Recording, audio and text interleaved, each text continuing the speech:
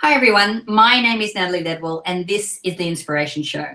I have a very special guest with me this month that's going to be talking about mindfulness, prosperity, how to change habits, and basically how we can really improve our lives and help to make 2017 an incredible year for all of us.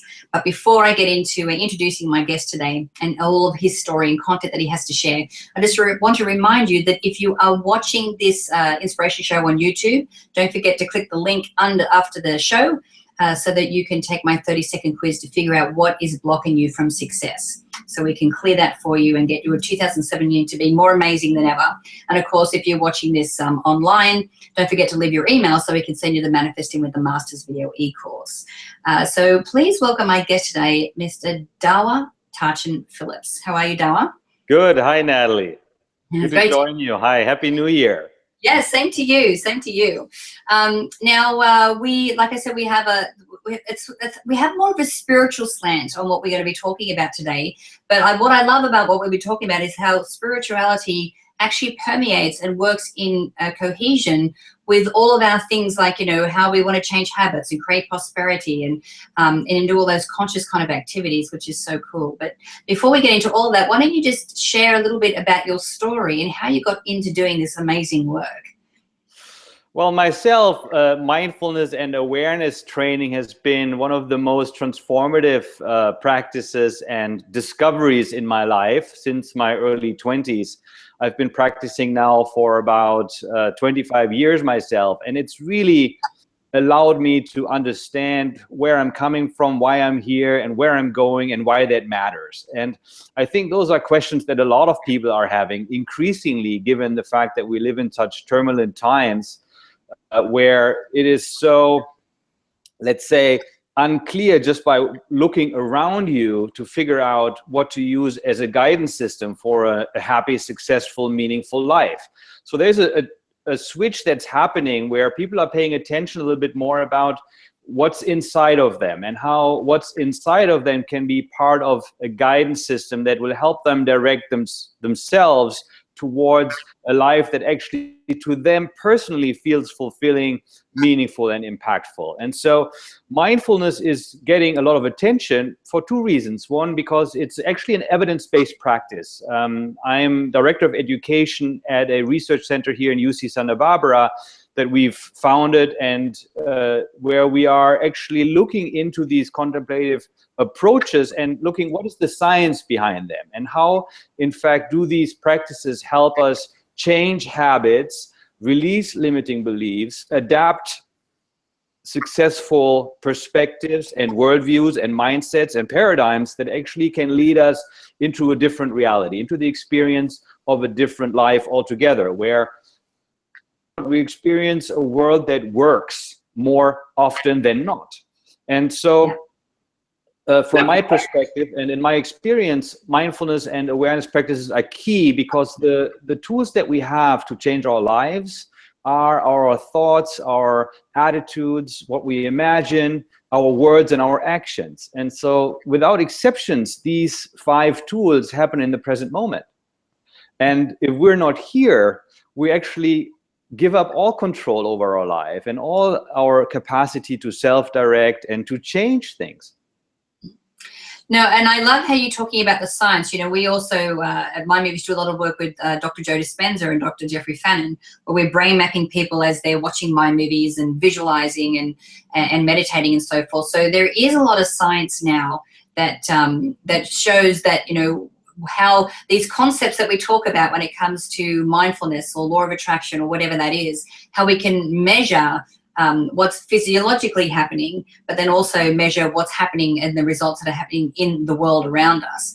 So, I know. So for a lot of people, I know that if they can just, you know, I was talking to a girlfriend last night. It's like if I can just get people to look the way that they normally look at something and just shift it so they're looking just over here and looking at something just a little bit of a different perspective, it can make such a massive difference to the results they have in their lives. You know, how easy is it for us to be able to shift a thought like that or shift our habits like that? Well, a habit is an interesting thing that basically consists of 3 elements. There is the cue that initiates the habit, then there is the behavior, and then there's the reward that we get from the habit. And because we're getting the reward consistently from certain habits, then we get addicted to those habits, and we have a hard time changing them, even though we don't like the results. And so different methods actually have evolved, many of them mindfulness based, that allow us to transform our habits. And there's ways that can be done where we either focus on the cue, and we are looking at how can we change our awareness of the trigger and create more space, more options, more choice around the trigger, how we can shift behavior, or how we can reallocate the reward that we're getting. I'll give you an example. Let's say, for example, I have the habit to get angry every time somebody disagrees with me, and the reward I get from that is that I feel more powerful, I feel more in control. But the result that I get actually is that my relationships deteriorate, and I have less and less influence and less respect. So even though I like the reward, it's not producing the result I want in the world. And so the one way that a leader can change that is we can recognize that we can get a sense of feeling powerful and in control also in a different way, by, for example, being, being in charge of our emotions, being able to use our words skillfully and to respond to a situation effectively. And so I'm getting the same result, I'm feeling powerful and in control, but I'm getting that from a different habit, from a different behavior. While before I was getting that reward from getting angry, now I'm getting that reward from responding skillfully. And when I change that, I am actually able to change a habit quite rapidly, because I'm still getting the same reward. I have the same trigger, but I'm choosing a different behavior to get the reward. And that behavior then can be more in alignment with the long-term result that I'm actually trying to achieve. Yeah. So there's a lot of research that shows that mindfulness is very effective in helping us change our habits. Yeah, and I know that mindfulness has been, you know, a very well-used word lately. I see it popping up a lot, you know, when we're talking about leadership, or when we're talking about children, or when we're talking about, you know, how to go about our day. You know, I know we've spoken before about what your definition of mindfulness is, but could you share that with us now? Happy to. Yes. So I'm CEO of a company called Empowerment Holdings. We focus on mindful leadership, and then through the work that I do in academia, we focus on mindfulness in education. And we really have a vision to make these tools accessible to all children and youth, and also to all people of influence and people in highly leveraged roles, let's say, where really their change can affect a lot of other people's lives within our lifetime. The way that we want to define mindfulness is as a present moment awareness, or a focused attention that can be directed at will according to the capacity and the interest and the choicefulness, let's say, of the practitioner. So we all have the ability to be present. We know from research and from science that we are distracted usually on average 30 to 50% of the time of our waking day, which means our minds wander, and they drift from topic to topic, from thought to thought, from perception to perception. And if we're not aware of that ongoing activity, we may consider that we don't actually have a choice in that what happens in our mind is not something we can take control over. But it's either one of two things. Either our mind controls us, or we begin to control our mind. Now, if we choose to control our mind, we learn that we can let go of thoughts, that once we become aware that we have become distracted, we can bring our mind back to an object of focus, or an object of our attention. This is something that we call an anchor in mindfulness, which can be anything from a simple act of breathing to the physical sensation of being present, or of walking or sitting or being engaged in conversation. It just means that we have something that actually anchors us, that connects us to the present moment. And whenever we whenever we engage in that way, when we release thoughts in order to return our attention to the present, we cultivate the habit of open awareness, or non-centered, let's say, open present moment awareness. And there is a great quality that comes to that awareness, both in terms of cognitive flexibility, but also in terms of cognitive efficiency. most of the time people are preoccupied in their minds. They jump from thought to thought, from narrative to narrative, from storyline to storyline, and that gets exhausting. When we cultivate mindfulness in this way, that we actually learn how to consciously and choicefully let go and return to this present moment, we get access to a second state, which is what we call an open creative state, in which ideas and thoughts and feelings can manifest without necessarily being able to dominate our state of well-being or our ability to function. And so that becomes actually a very effective leadership tool, because leadership is all about relationship and how we actually can show up in relationships. Yeah, absolutely. You know, I do the same thing. I try every 90 minutes because otherwise to take a break. Otherwise, I'm just in front of my computer all day. And then I'll do something like something mundane, like unpacking the dishwasher. But I'll make sure that what I'm doing is I'm just focused on that, putting the clothes on top of each other and then putting them in, and just focusing on that one thing. So it kind of helps me to get back into the present moment and to get centered again, rather than thinking, oh my God, I've got to get these emails done, or I've got this list to do. And, you know, so it sort of gets me back to that center. So it helps me navigate through my day much more effectively. But what are some of the other benefits people can, you know, experience from, you know, practicing mindfulness? Well, there's a long list of scientifically validated benefits that are, some of them are, like I said, cognitive, whether that's our working memory capacity or our intelligence. Some are emotional, our ability to recover from negative emotional states, or our ability to actually cultivate positive emotional states. Some are physiological. You know, just our ability to restore allostasis, which is the state of physiological balance and health and vigor that gets restored once we reduce stress in our lives. And some are also, how to say, organizational benefits. Let's say how we're able to show up in relationships, how we're able to set up our work life, how we're able to set up our family life, how we're able to set up our relationship with our spouses or our friends.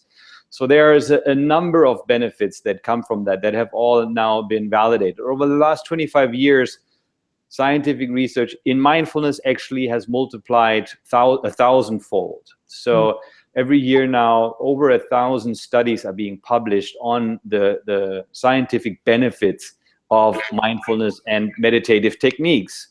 And there is a reason for that. The reason is that actually these tools, as simple as they are, they improve people's experience.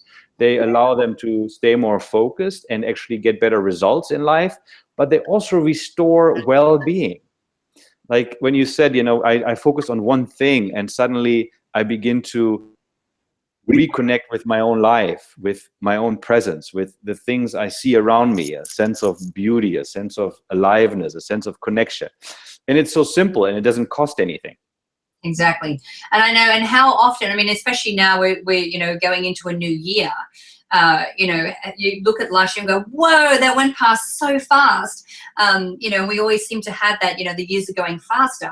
Or, you know, you can get to the end of a day and go, I really was like flat out all day. I don't remember anything. But I think by dropping back into doing this, even if it's every couple of hours or every 3 hours, just doing something to help you drop back into the essence of who we are and being more conscious about our day and seeing the meaning in it. And I think when we see the meaning and the understanding of what we know, what we're experiencing, it really helps to bring more joy, if anything else, you know, to our life and to our days.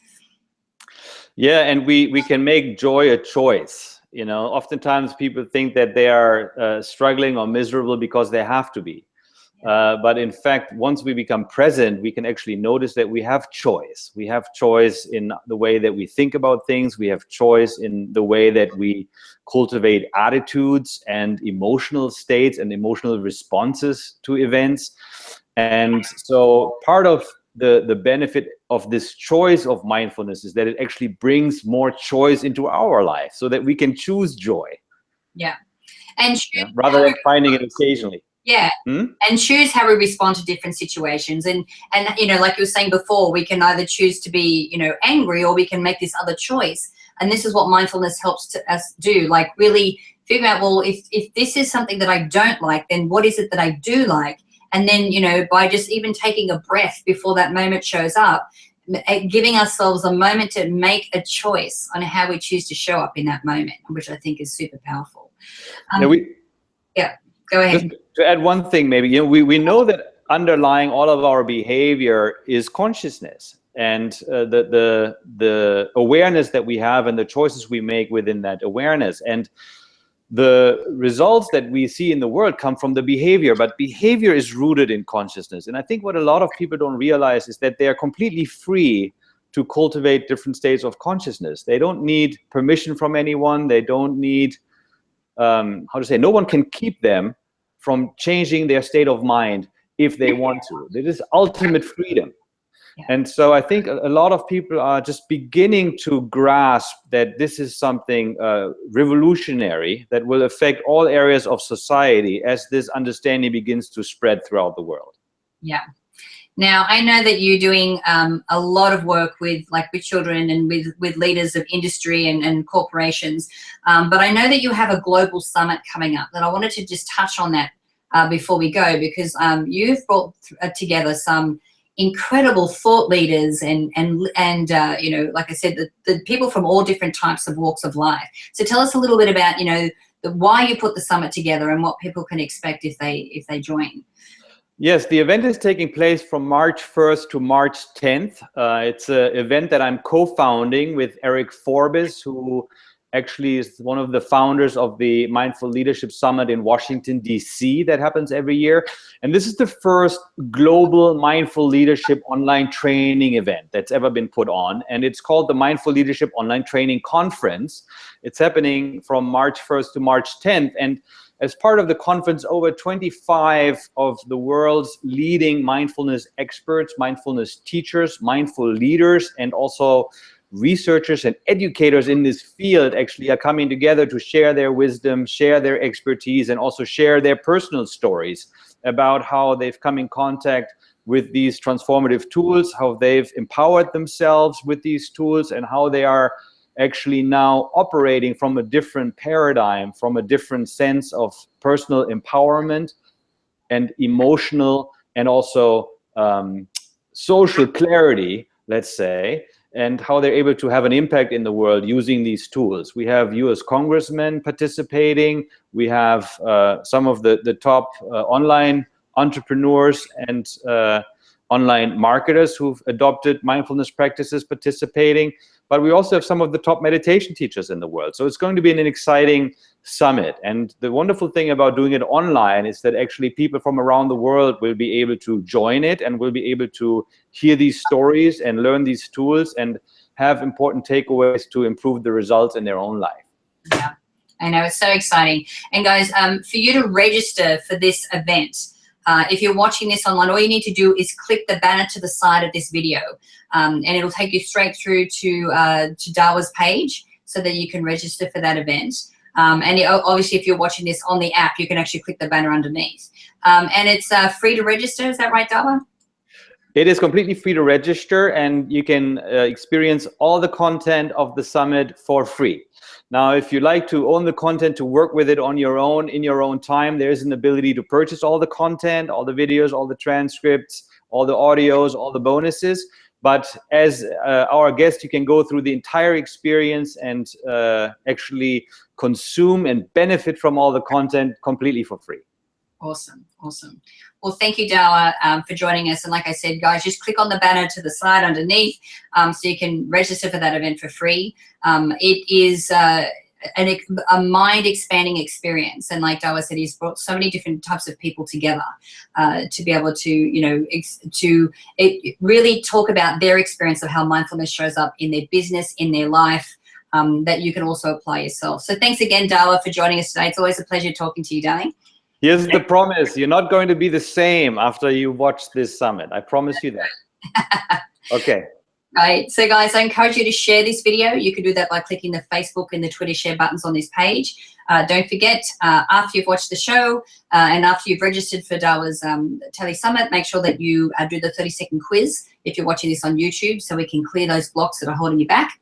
And if you're watching this online, make sure you leave your email so we can send you the Manifesting with the Masters video e-course. So until next time, remember to live large, choose courageously, and love without limits. We'll see you soon.